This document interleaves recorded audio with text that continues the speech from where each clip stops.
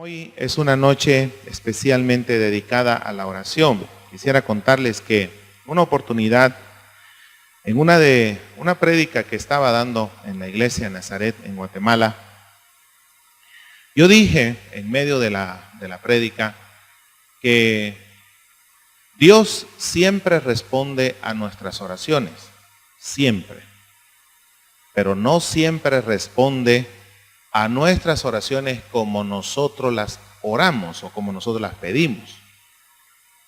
En otras palabras, Dios no siempre le da a usted su gusto. Bueno, terminó la predicación y bajé y fui allá a mi oficina. Entonces me abordó una hermanita y me dice, hermano pastor, me dice, yo no estoy de acuerdo con lo que usted predicó esta mañana. Y yo le dije, bueno, dígame en qué parte o de qué parte de la predicación usted está hablando específicamente. Y ella me dijo, cuando usted dijo que Dios no nos responde a las peticiones que nosotros le hacemos. Bueno, yo le dije que Dios sí responde, que no siempre su respuesta es sí, a veces su respuesta es no, ¿verdad? No estoy de acuerdo, me dice. Y me citó el texto donde dice que todo lo que pidiéremos al Padre en oración, lo recibiremos. Ahí está.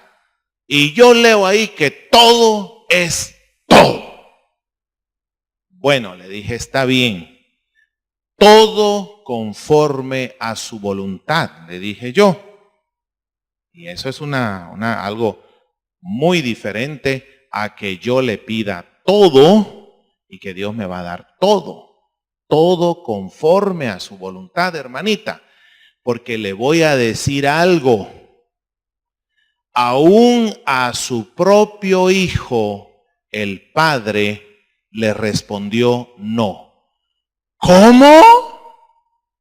Y vamos, le dije, a Mateo capítulo 26. Les invito a abrir en sus Biblias el Evangelio de Mateo capítulo 26, donde nosotros vamos a ver que el Padre responde a todas nuestras oraciones, a todas, pero en algunas oportunidades su respuesta es no. Y debemos aprender, hermanos, que si la respuesta de Dios a nuestras oraciones es un no, tenemos que aprender a aceptarla, esa respuesta, y a recibirla como la mejor respuesta. Dios, como nuestro Padre amoroso, sabio, justo, Dios nunca nos va a responder a nuestras oraciones con un sí cuando Él sabe que ese sí puede ser peligroso para nosotros. Y eventualmente Dios nos dirá, no, mijito, no, mijita. Yo sé que tú lo anhelas, yo sé que tú lo deseas, pero yo conozco el futuro. Yo te conozco a ti. Yo te formé en el vientre de tu madre. Yo sé lo que es lo mejor para ti. Es mi voluntad la que es buena, la que es agradable, la que es perfecta. Yo no te culpo por tener esos deseos. Yo no te culpo por tener esos anhelos. Pero yo sé lo que es mejor para ti. Yo sé lo que te conviene. Mis planes para ti, Jeremías 29:11, son los mejores. Confía en mí. Confía en mí. Si los padres saben dar buenas dádivas a sus hijos, cuánto más yo procuraré darte lo mejor que yo crea que será para tu vida, para tu familia, para tu ministerio. Confía en mí, confía en mí. Entonces en Mateo nosotros tenemos la historia, el relato de cuando Jesús llegó con sus discípulos la noche del jueves, la noche antes de su muerte, de su crucifixión. Y dice en el versículo 36, si usted no trajo su Biblia esta noche, hermano, puede leerlo por favor en la pantalla. Dice en el versículo 36 de Mateo capítulo 26. Entonces llegó Jesús con ellos a un lugar que se llama Getsemaní y dijo a sus discípulos, sentaos aquí entre tanto que voy allí y oro. Y tomando a Pedro y a los 2 hijos de Zebedeo, comenzó a entristecerse y a angustiarse en gran manera. Entonces Jesús le dijo, mi alma está muy triste hasta la muerte. Hasta la muerte quiere decir, estoy al borde de la muerte. Ya. Jesús no estaba fingiendo, no estaba haciendo ningún teatro. Jesús estaba triste, angustiado, afligido por lo que él sabía que le esperaba, lo que le esperaba esa noche, toda esa madrugada, en la mañana del día siguiente y hasta las 3 de la tarde cuando finalmente él murió. Él sabía lo que le esperaba. Y él estaba afligido, estaba al borde del colapso. Quedaos aquí, le dice, y velad conmigo. Y yendo un poco más adelante, estoy leyendo en el versículo 39, se postró sobre su rostro orando y diciendo, Padre mío, si es posible, pase de mí esta copa. ¿Cuál es la copa? Es la cruz, es su muerte. Si es posible, Jesús le está diciendo a su Padre, Padre, yo sé que esa es tu voluntad. Yo lo he leído en tu palabra, Señor. He leído cómo tú cubriste la desnudez de Adán y Eva sacrificando animales, derramando sangre por primera vez. Vi cómo esos animales sufrieron, cómo padecieron cuando tuvieron que dar su vida inocente para proveer el cuero con el cual tú le hiciste túnicas a nuestros primeros padres, Adán y Eva. Luego he leído en Génesis 3:15, como tú dices que ibas a levantar a alguien, que iba a golpear a la serpiente en la cabeza. Leí cómo pediste, cómo te alegraste del sacrificio de Abel, cuando él eligió de lo más gordo de su rebaño y lo ofreció en sacrificio. Génesis 4. He leído cómo pediste a Abraham, Génesis 22, que sacrificara, dice los primeros versículos, a su único, a su amado hijo. Y no era con inyección letal, era por medio de degollamiento. Vi cómo permitiste que Abraham llevara 3 días de camino hasta el monte Moría a su amado, a su único hijo para sacrificarlo, para ofrecerlo.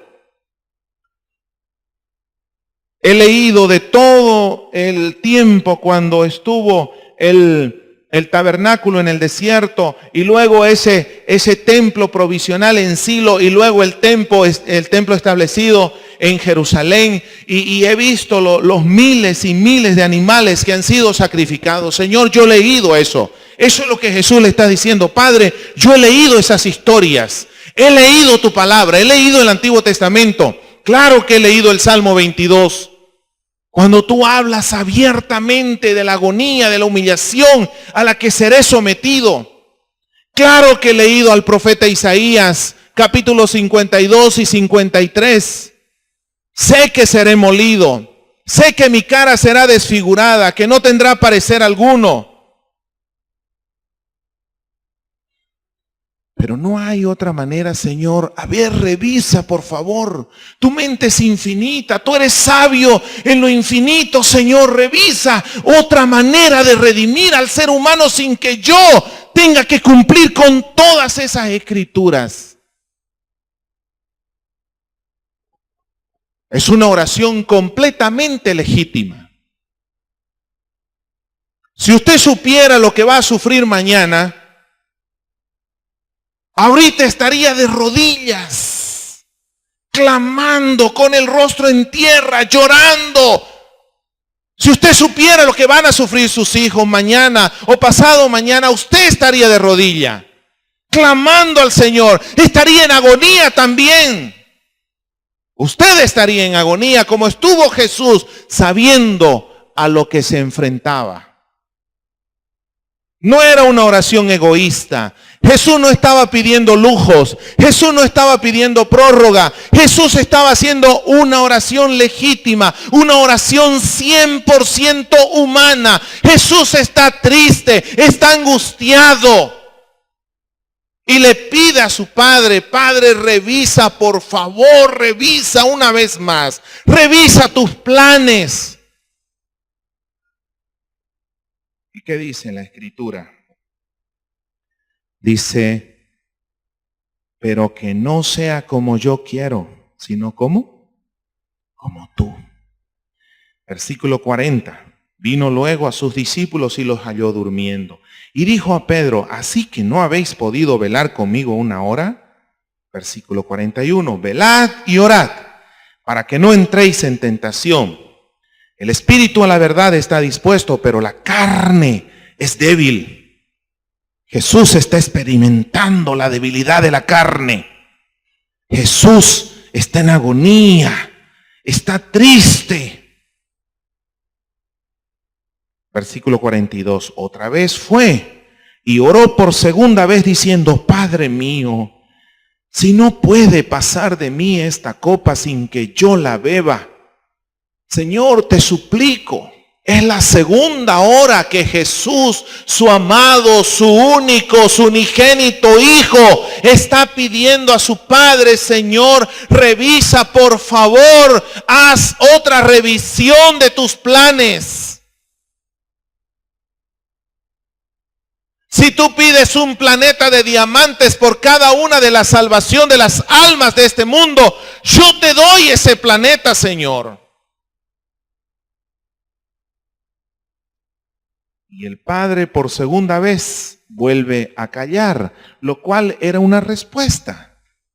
La respuesta del Padre a Jesús es: no hay otra manera. Ese es mi plan. Esa es mi voluntad.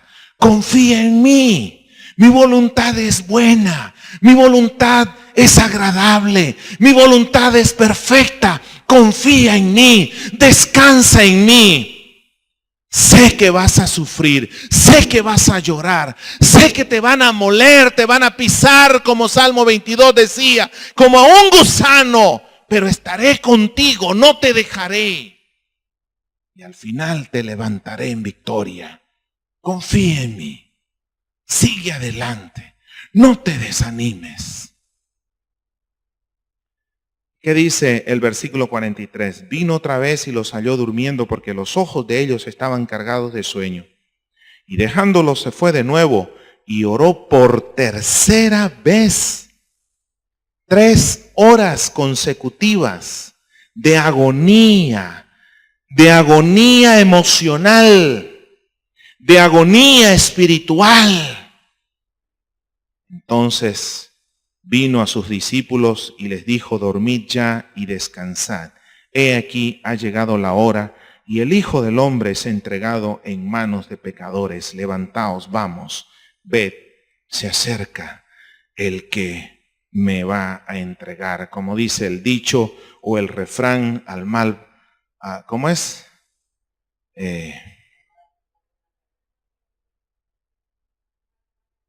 Al mal paso, darle prisa. Así es.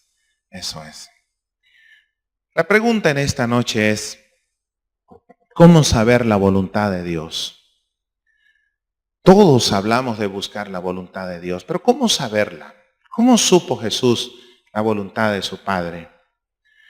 Vamos un momento, voy a hacer un repaso de algunos versículos en la palabra, que por razones de tiempo no tenemos para detenernos en ellos, pero Filipenses capítulo 2 dijo: el cual, siendo en forma de Dios, no estimó el ser igual a Dios como cosa a que aferrarse, sino que se despojó.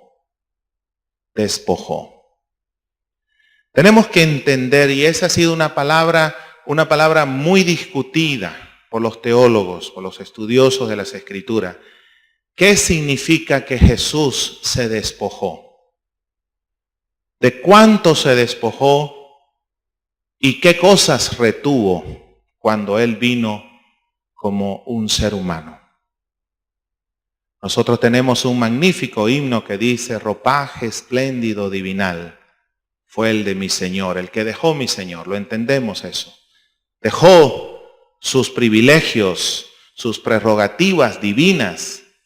Pero ¿qué significa que se despojó, que se vació, que se hizo nada? Él vino como un niño sabiéndolo todo, vino como un bebé sabiéndolo todo, o en su humanidad Él tuvo que aprender. Y lo cierto, mis amados hermanos, es que Jesús, como usted y como yo, tuvo que aprender a hablar. Tuvo que aprender a caminar. Tuvo que aprender a comer. Tuvo que aprender a hacer todo lo que un bebé humano hace. Sus hermanos que vivieron con Jesús nunca sospecharon de su divinidad hasta después de su resurrección. Jesús no era un joven milagrero. Jesús fue un joven 100% humano. Sudaba salado como usted y como yo.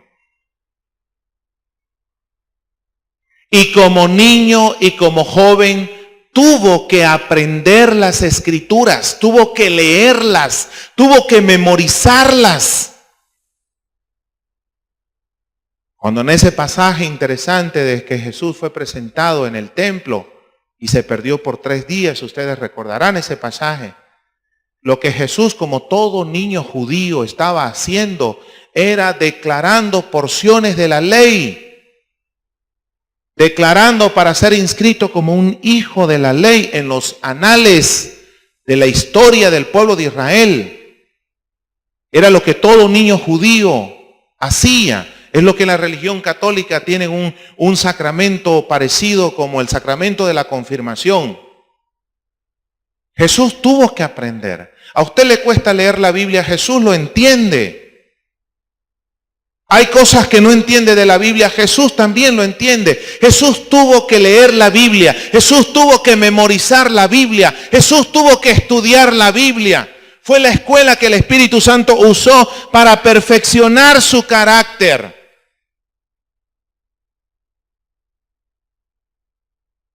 Por eso nosotros tenemos en San Juan capítulo 4 y versículo 34, cuando Jesús dice: la voluntad, mi voluntad, o mejor dicho, mi comida y mi bebida es hacer la voluntad ¿de quién? De mi Padre. Yo no he venido a cumplir mi propia agenda. Yo no quiero vivir una vida original. Yo no quiero ser original. Yo no he venido a vivir y a desarrollar mis propios sueños. Yo he venido a desarrollar la voluntad de mi Padre. Quiero agradar a mi Padre. Nosotros leemos en San Juan 5, léalo usted en su casa las veces cuando Jesús dice: yo no hablo de lo que, como diríamos en buen Canva, de mi cosecha. Yo hablo las palabras que escucho de mi Padre. Las cosas que yo hago son las cosas que yo veo hacer a mi Padre. Y por eso en Juan 8:29 dice: yo hago lo que siempre agrada a mi Padre. Porque Jesús vino para hacer su voluntad. Él no vino para satisfacerse a sí mismo. Él no vino para cumplir sus sueños personales, sus anhelos personales, sus aspiraciones personales. Él vino para hacer la voluntad de su Padre. Y así como Jesús consideró hacer la voluntad de su Padre como su comida, como su bebida, ese debiera ser el anhelo de cada uno de nosotros que decimos ser cristianos.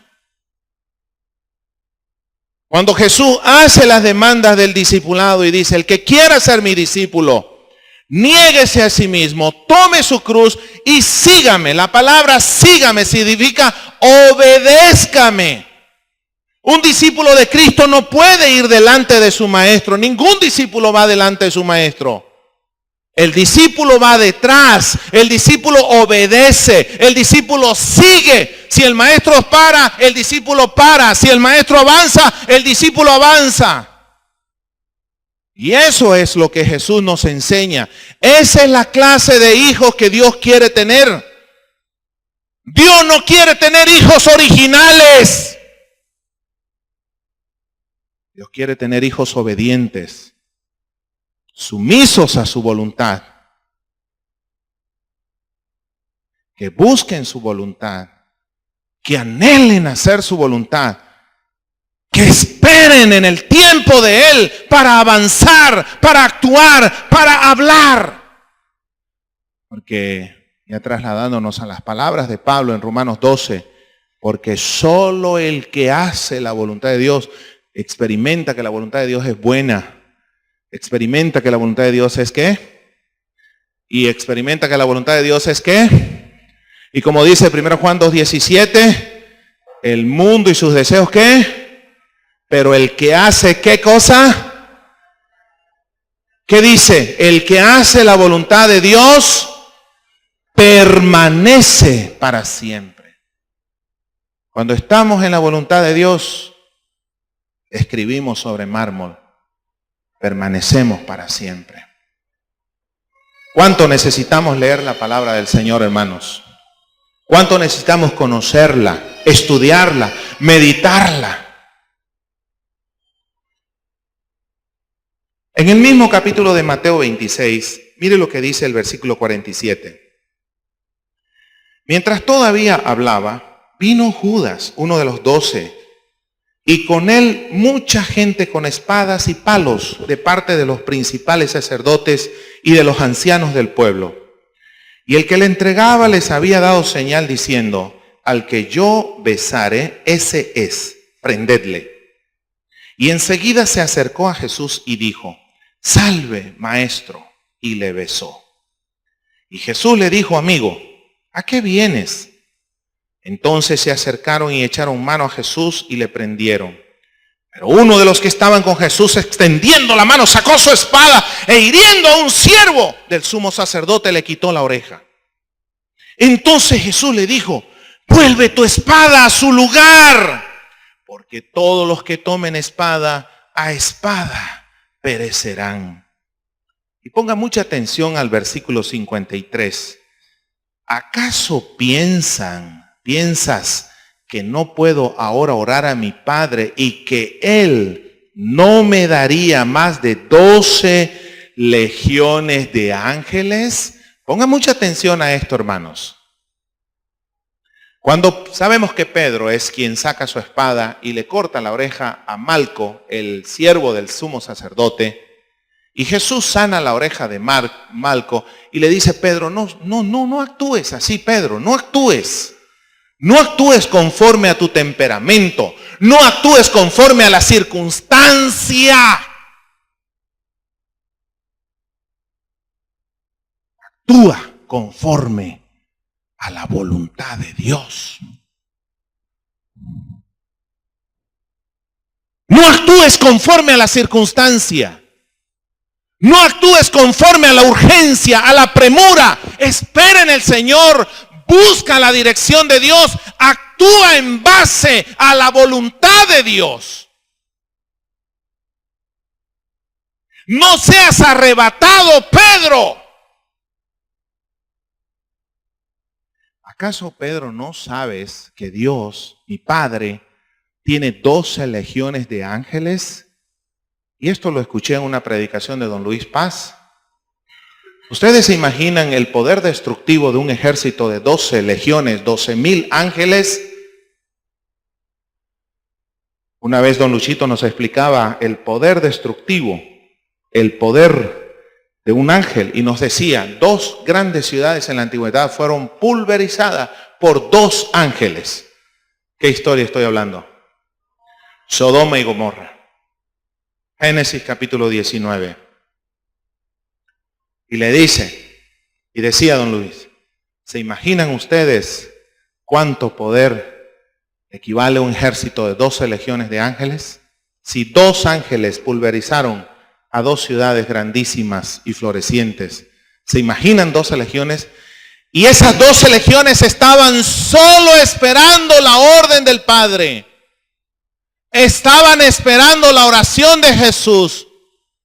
Jesús tuvo en ese momento la oportunidad, una de decir, Padre, envía tus ángeles, y 12,000 ángeles llenarían la tierra y harían papilla la tierra.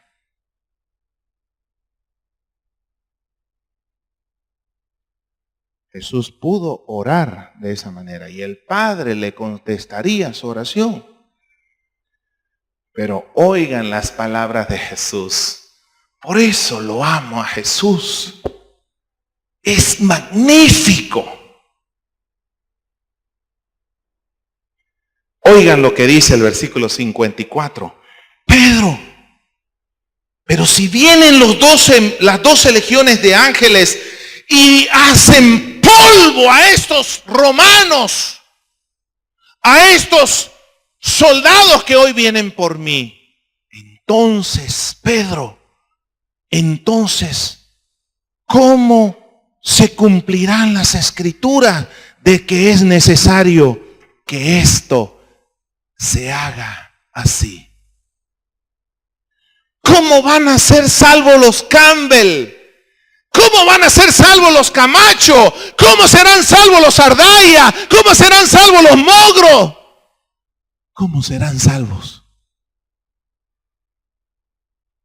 Si Jesús renuncia a la voluntad de su Padre, si Jesús dice, ya me cansé, Señor, ya no aguanto más, mucha humillación, yo soy Rey de Reyes, Señor de Señores, yo hice a toda esta tanda de pecadores, yo los hice en el vientre de sus madres. La Biblia dice en Juan 1:3 que todo fue hecho por Jesús. Yo los hice, yo los diseñé, yo les doté de habilidades, de dones. Ya no, Señor, ya no soporto. Me voy, renuncio. I'm quick. O en Cachiquel, Xcamic, se acabó. No más. Suficiente, Señor, suficiente. Suficiente humillación. Suficiente. Me voy. Envía tus ángeles y pulverízalos. No habría iglesia, hermanos. Usted y yo no estaríamos hoy aquí. ¿Se da cuenta?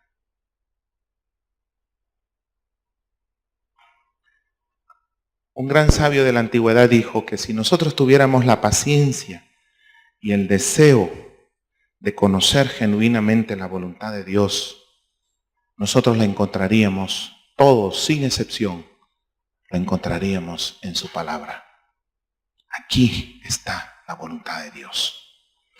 Y hermanos, no hacer la voluntad de Dios es terrible.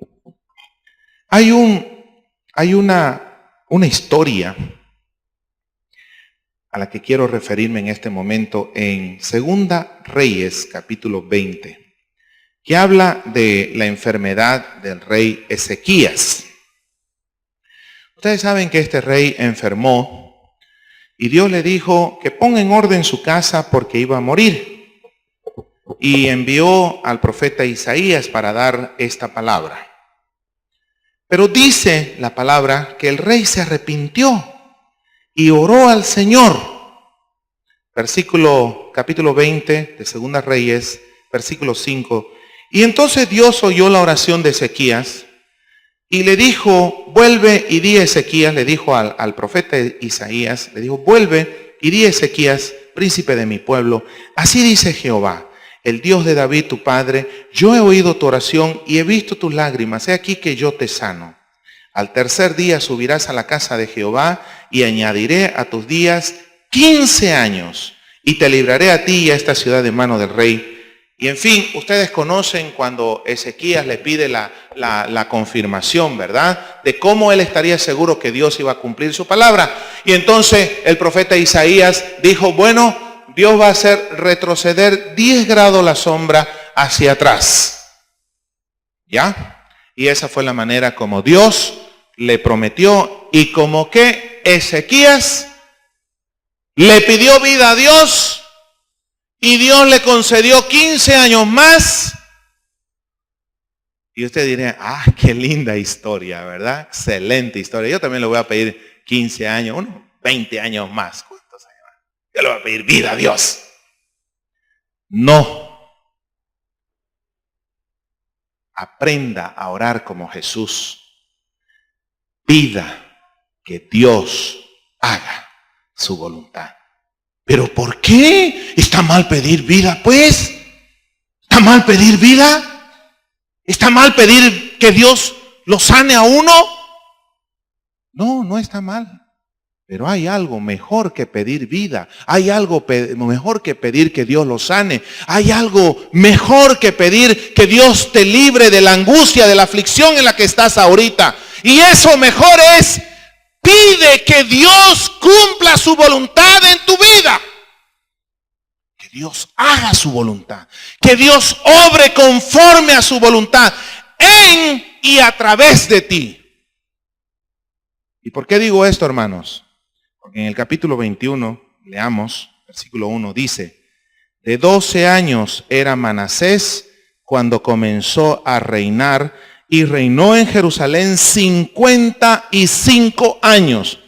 El rey que más tiempo reinó sobre Jerusalén. Ya, 55 años de gobierno. Pero mire lo que dice el versículo 2.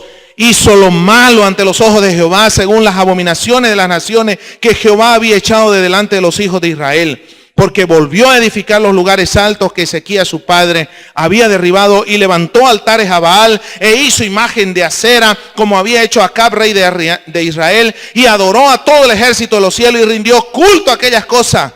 Edificó altares en la casa de Jehová, de la cual Jehová había dicho, yo pondré mi nombre en Jerusalén. Y ustedes pueden seguir leyendo y descubrirán que Manasés fue uno de los peores reyes de Judá. Y reinó nada más y nada menos que la friolera de 55 años.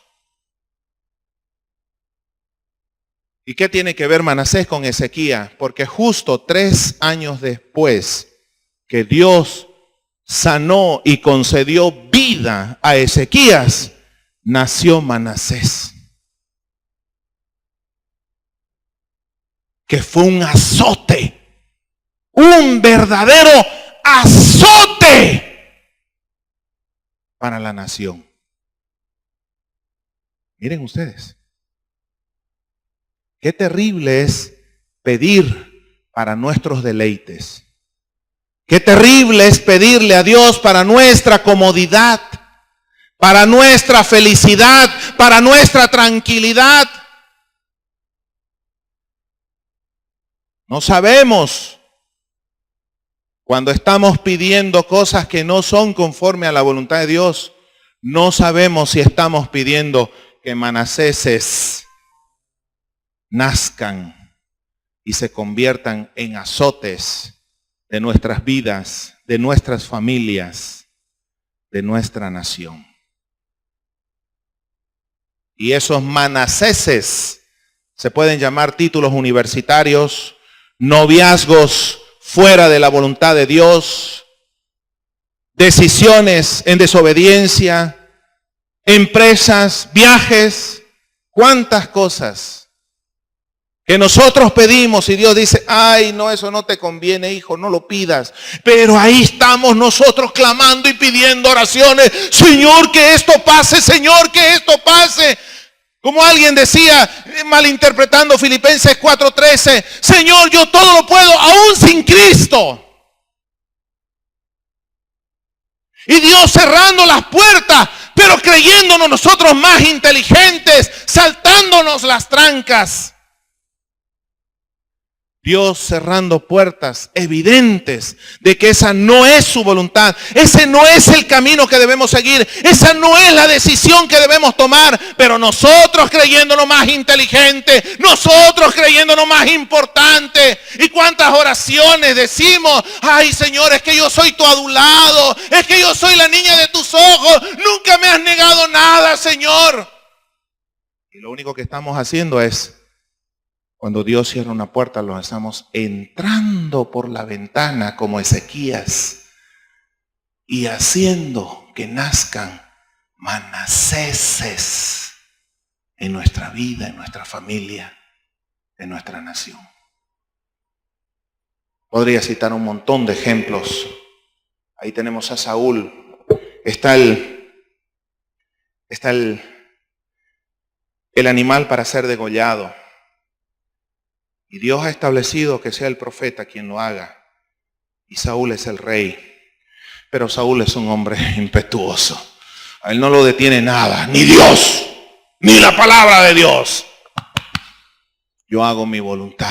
Todo lo puedo. Aún sin Cristo. Yo voy delante. Que Cristo me siga. Así es, hermanos. Yo soy Saúl, el rey de Israel. Este animal necesita ser muerto y yo mismo me lo quiebro. Ahorita mismo. Samuel no viene. El pueblo se está desesperando. Se está yendo el pueblo. ¿Y qué hago? Aquí tenemos que hacer algo. Algo tenemos que hacer. No podemos quedarnos de brazos cruzados. Tenemos que hacer algo. Bueno, traigan el cuchillo pues. Y ya vamos pues. ¡Pum! ¡Fum! ¡Va! ¡Listo pues! Y en eso llega Samuel. Y le dice, pedazo de sonso. Y no precisamente del que usted ya salivó ahorita. No ese sonso. ¿Qué hiciste, Saúl? ¿Qué hiciste? Pero es que Samuel, vos no llegabas. Había que hacer algo. ¿Cómo vas a creer? El pueblo se estaba yendo. El pueblo se estaba desanimando. ¿Qué querías? ¿Que me quede sin ejército? Saúl, pero aunque te hayas quedado sin ejército, era mejor, era preferible, porque ahora te has quedado sin reinado. Ahora Dios mismo te ha dado la espalda. Ahora tenés tu ejército, pero ya no tenés la bendición de Dios. Ya no tenés el respaldo de Dios. Vas por cuenta propia, Saúl. Si hubieras esperado, Saúl, si hubieras tenido paciencia, si en vez de poner tu mirada en el ejército, hubieras puesto tu mirada en la palabra de Dios, si lo hubieras obedecido, hoy yo hubiera venido a confirmarte en el reino para siempre, a ti y a tu descendencia para siempre, pero por tu desobediencia. Hoy vengo a decirte, Dios te ha desechado.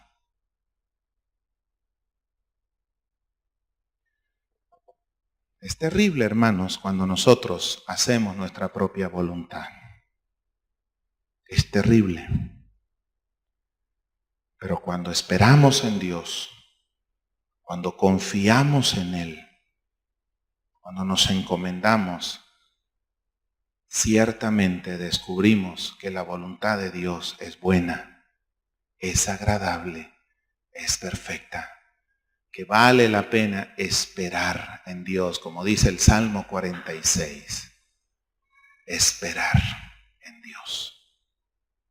Esperar a Dios.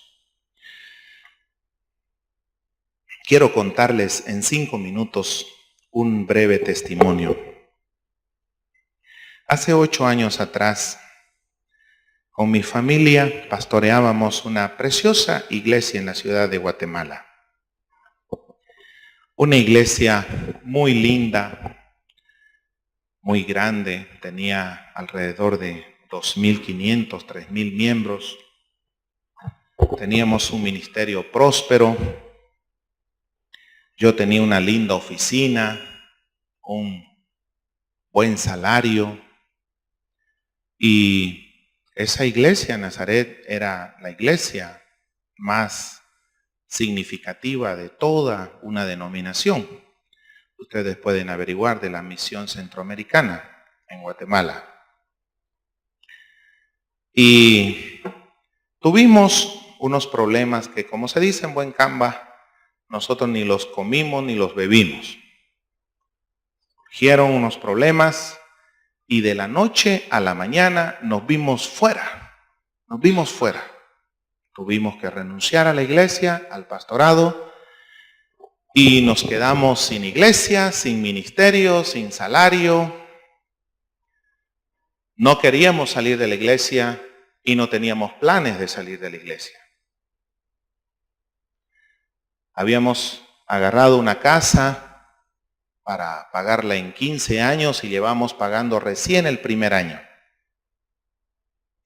Y nos quedamos con 2 niñitos, con Dafnita, que apenas tenía 5 añitos, y con Carlitos, que apenas no tenía ni 1 año siquiera. Nos quedamos con los 2 niños. ¿Y ahora qué hacemos? ¿Qué haría usted? Bueno, como todo buen ejecutivo, entonces escribimos las opciones. ¿No? Tengo que velar por mi familia, por mi patrimonio. Y entonces escribimos las opciones, opción 1, opción 2, opción 3, opción 4, 5, no sé cuántas teníamos, Maleni. Tal vez unas 4, 5 opciones. Y oramos a Dios, y recuerdo, por eso amo a esta jovencita que Dios me ha dado por esposa.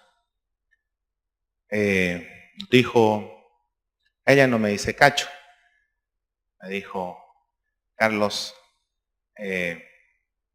tenemos que buscar la voluntad de Dios. Estamos en un momento crucial de nuestra vida y vamos a buscar a Dios porque nosotros le servimos a Él. No le servimos a una iglesia, no le servimos a una denominación, le servimos a Él. Y de Él vamos a escuchar su voluntad, su deseo.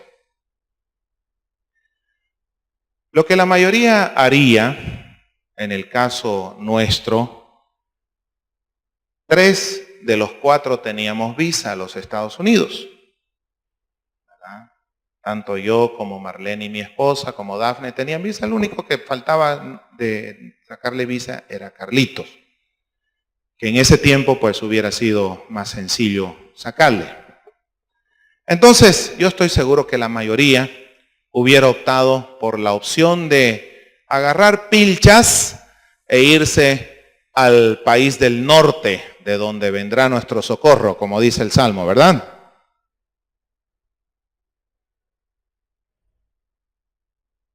Hay muchos que oran, Padre nuestro que estás en el norte, dicen, ¿no? Y no les voy a negar que era una de las opciones. Irnos a pastorear. Hay cientos de iglesias sin pastor en los Estados Unidos que estarían dispuestos a dar una jugosa suma por salario y dar otras prebendas como una van del año y pagarles la cuota inicial de la casa, en fin. Y nosotros tenemos muchos amigos en los Estados Unidos y esa hubiera podido ser nuestra primera opción. Pero buscamos la voluntad de Dios, hermanos. Oramos al Señor y esperamos que Él nos muestre su voluntad.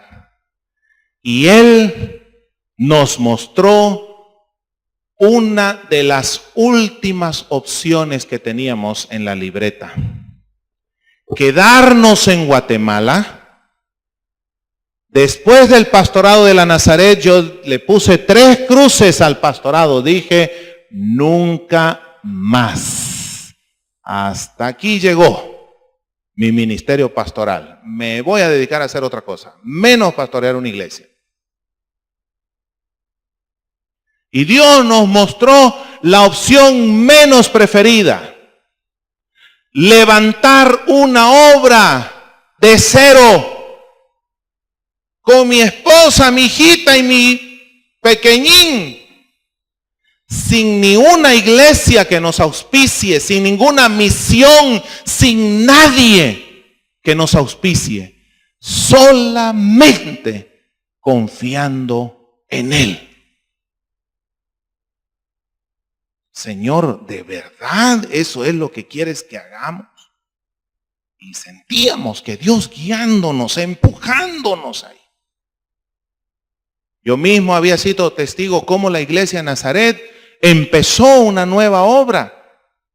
Cómo la iglesia de Nazaret ayudó para su local, ayudó para su terreno. A una de las iglesias de Nazaret, hija, le dio 800,000 quetzales para comprar su terreno. Eso es cerca de 1 millón de bolivianos. Pagó por 2 años el salario de su pastor con todas sus prestaciones. Y todavía más. Y el Señor nos dijo, y la plata que te den en la iglesia, lo vas a invertir en la iglesia, en la obra que van a empezar.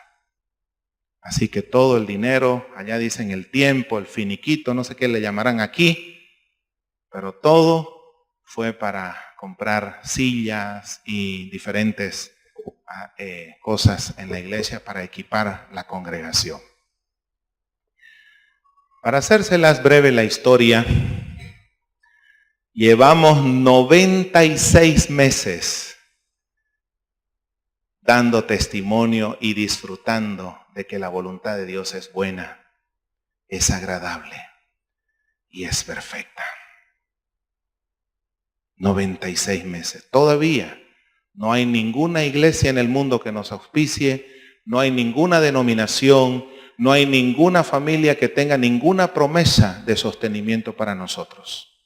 Como una vez escuché decir a don Francisco, no desde este mismo púlpito, seguramente desde allá, y dijo, hubo una época en nuestro ministerio donde no sabíamos de dónde ni cuándo vendría el próximo bocado de pan. Nunca me olvido de su ministerio en Uyuni. Así hemos vivido por 96 meses. Con un presupuesto altísimo, llevamos 10 años pagando nuestra casa. Hemos comido 2, 3, 4 veces. Vaya si hemos comido. De hambre no me voy a morir, hermanos. De colesterol, triglicéridos, no sé de qué, pero... Y Dios ha sido fiel. No fue la opción que nosotros queríamos. Fue la opción que Él nos guió. Y este testimonio lo hemos contado en decenas de iglesias. Se lo hemos contado a líderes, a pastores desanimados, a pastores que están tratando de tirar la toalla porque no tienen recursos, porque no tienen vehículos, porque no tienen dinero. Le hemos dicho, nosotros les podemos dar testimonio de la fidelidad de Dios. Nunca, para testimonio de la gloria de Dios, nunca hemos tenido que mal vender nada. Nunca hemos ido con un aparato y decirle a un amigo, a alguien, mira, te vendo porque necesito pagar algo. Dios es maravilloso. Es lindo. Por eso lo amo. Por eso le sirvo con tanto ahínco, con tanto feeling. Es ese feeling que hay en mi corazón. Le he entregado mi vida a predicarlo, a enaltecerlo. Y si 1000 vidas tuviera, las 1000 se las volviera a dedicar. Busque a Dios. Busque su voluntad. Porque el que hace la voluntad de Dios, ¿qué dice su palabra? Permanece para siempre. Que Dios me los atropelle de bendiciones, hermanos. Que Dios me los inunde. Les envíe un tsunami fuerte, alto, copioso de bendiciones sobre cada uno de ustedes. Muchísimas gracias por su atención. Padre, muchísimas gracias, Señor, porque una vez más he hablado bien de ti, Señor.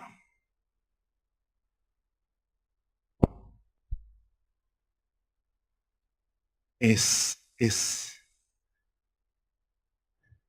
altísima la opinión que tengo de ti, Señor. Es la mejor opinión que tengo de ser alguno. Puedo pasar horas diciendo cuán bueno, cuán sabio, cuán tierno, cuán amable eres. No solamente conmigo, no solamente con mi familia, con todos, Señor, aún con los que no creen en ti, aún con los que no te sirven, aún con los que te desobedecen. Señor, oro para que cada uno en esta noche busque tu voluntad por sobre todas las cosas. Que dejen, Señor, mis amados hermanos, de andar rompiéndose la nariz aquí y allá. Que dejen, Señor, de andar a tientas. Que dejen, Padre, de andar de tumbo en tumbo. Equivocándose aquí, fallando acá, tropezando allá, atropellando más allá. Oro, Señor, en el nombre de Jesús. Que aquellos que tengan que tomar una decisión esta noche sobre negocios, sobre familia, sobre viajes, que se detengan, Señor, como tu Hijo Jesús nos enseñó, que se postren delante de ti y que oren como Jesús nos enseñó. Señor, si es posible, me gustaría que pase de mí esta copa sin que yo la beba, pero lo que más anhelo es que no se haga mi voluntad, sino la tuya.